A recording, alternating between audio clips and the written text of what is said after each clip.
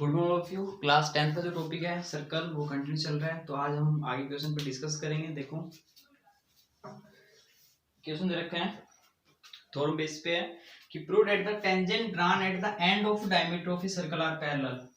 कि आपको tangent drawn करना है, ये सर्कल है, ठीक है।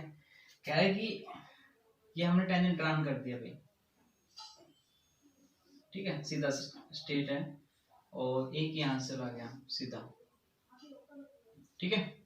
इसका नाम ए बी दे दिया, इसका नाम पी और क्यू, ये एम है और ये एन। कह रहा है कि prove that the tangent drawn at the end of a diameter of a circle are parallel.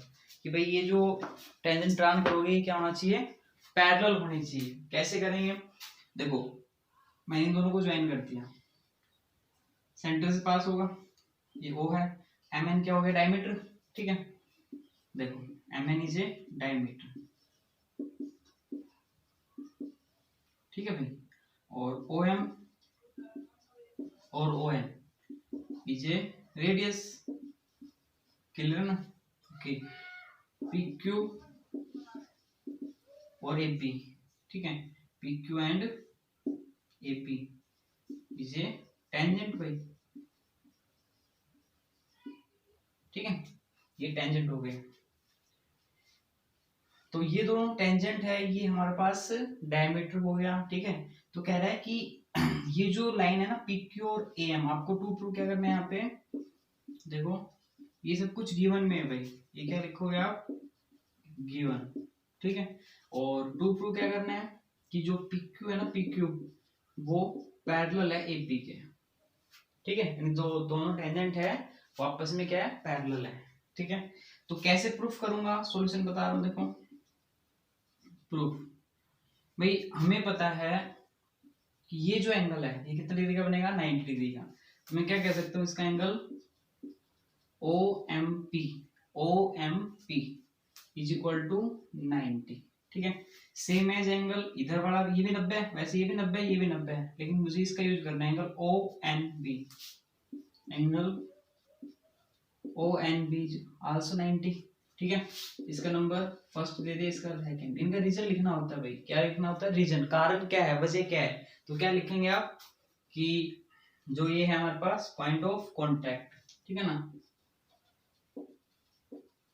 Point of contact, यानी पॉइंट ऑफ कांटेक्ट पे कितने डिग्री का एंगल बनाता है, 90 डिग्री का, ठीक है। अच्छा, इसके हिसाब से फ्रॉम फर्स्ट और सेकंड अगर मैं दोनों को कंपेयर करूं, फ्रॉम फर्स्ट एंड सेकंड, तो एंगल ओ एम पी भी 90 डिग्री का भाई और ओ एन बी भी 90 का। तो इसका मतलब दोनों क्या हो जाएंगे, equal. Angle O M P equal to angle O N B, clear ना, दोनों क्या हो गए भाई, इक्वल हो गए। अच्छा, ये इक्वल है हमारे पास। तो हमने 9th क्लास में एक थ्योरम पढ़ी थी, अगर दो पैरेलल लाइन है और एक ट्रांसवर्सल लाइन जा रही है, उसका ये एंगल और ये एंगल अगर इक्वल है, ठीक है ना, तो क्या नाम था, अल्टरनेट इंटीरियर एंगल। क्या होता था भाई, अल्टरनेट इंटीरियर एंगल। अब इसमें कन्वर्ट्स है उल्टा, कि भाई ये दोनों एंगल इक्वल है तो क्या ये दोनों लाइन पैरेलल हो सकते हैं, बिल्कुल हो सकती है। क्या कहेंगे, angle O M P equal to O N B, ठीक है ना। तो converse of alternate interior angle भाई, ठीक है ना, converse of alternate interior angle. और कन्वर्स ऑफ अल्टरनेट क्या कहता है, अगर दो एंगल आपस में इक्वल है और दो लाइन ऊपर से सीधी जा रही है, तो इसका मतलब ये दोनों लाइन आपस में क्या है भाई, पैरेलल है। इसका मतलब P Q parallel to A B, और यही हमें क्या करना था भाई, प्रूफ करना था, ठीक है। तो इस टाइप से इसको क्या करेंगे, प्रूफ करके दिखा देंगे, ओके।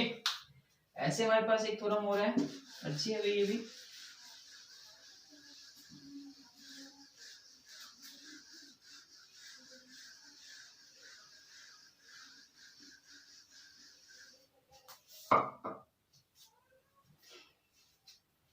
नेक्स्ट है प्रूव्ड एट द, ये भी थ्योरम है, perpendicular at the point of contact to the tangent to a circle passes through the centre. क्या कह रहा है कि जैसे आप एक सर्कल बनाते हैं, देखो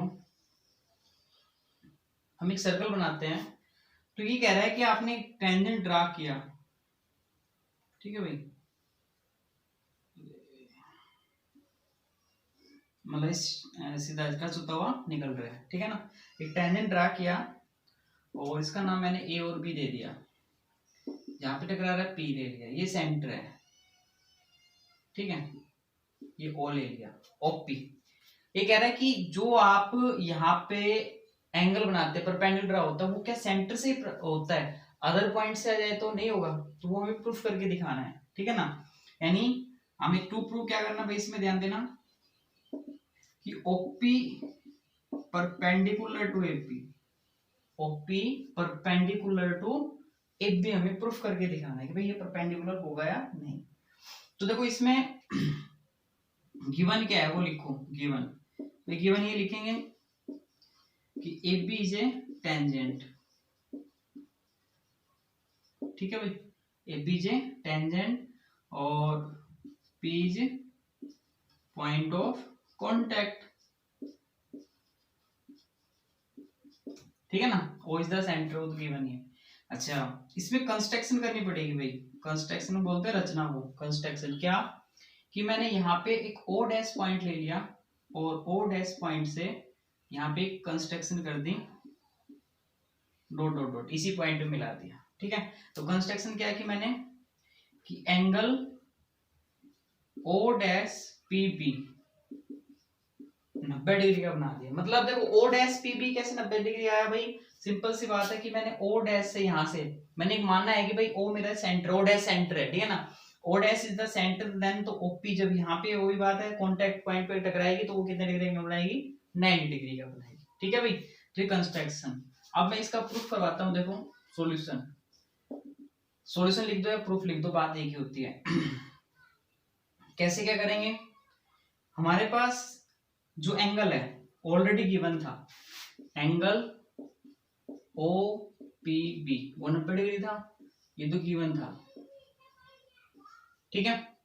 और एक हमने कंस्ट्रक्शन के बेस पे ओ डैश पी बी वो भी कितना डिग्री ले लिया, 90, ये आप लिख देना बाई कंस्ट्रक्शन से आया है, ठीक है भाई, बाई कंस्ट्रक्शन से। तो कह रहा है कि इसके हिसाब से, तो इसको मान लो मैंने फर्स्ट नाम दे दिया, इसको सेकंड दे दिया, ठीक है ना, फ्रॉम फर्स्ट एंड सेकंड। अगर मैं इसको कंपेयर करवाता हूं तो angle O P B equal to आएगा O P B, O dash P B sorry आएगा ना, क्योंकि दोनों 90 डिग्री के हैं। लेकिन इट इज नॉट पॉसिबल, क्यों, देखो ये एंगल बड़ा दिख रहा है आप सबको और ये एंगल क्या है भाई, छोटा है ना। तो कंपेयर इसमें क्या हो सकता है भाई, एंगल जो ओ पी बी है वो तो ग्रेटर है ओ डैश पी बी से, बिल्कुल। तो इसका मतलब जब ये पॉसिबल है तो इट इज नॉट पॉसिबल, ये तो पॉसिबल नहीं हो सकता भाई, नहीं हो सकता ना भाई। इक्वल देखो सिर्फ साफ क्लियर दिख रहा होगा आपको, ओ पी बी ये एंगल बड़ा दिख रहा है ना, दिख रहा है, और ओ डैश पी बी मैं इधर से बना छोटा बनेगा, ठीक है।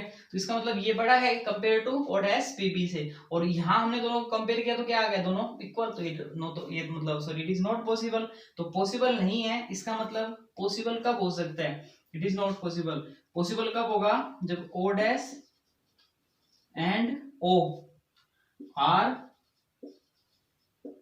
कोइंसाइड, कोइंसाइड बोल दो या एक ही सेम पॉइंट पे लिख दो, are same point, lie are sir O dash and O R same point, जब दोनों ओ डैश और ओ एक ही पॉइंट पे लाई करेंगे तभी क्या है ये पॉसिबल है कि दोनों क्या हो जाएंगे, इक्वल हो जाए, ठीक है। इसका मतलब क्या हुआ कि जो भी लाइन इसके ऊपर परपेंडिकुलर होगी वो कहां से निकलेगी, सेंटर से निकलेगी, तो इसका मतलब हेंस देन लास्ट में OP is the perpendicular of OP, ठीक है, हेंस प्रूव्ड,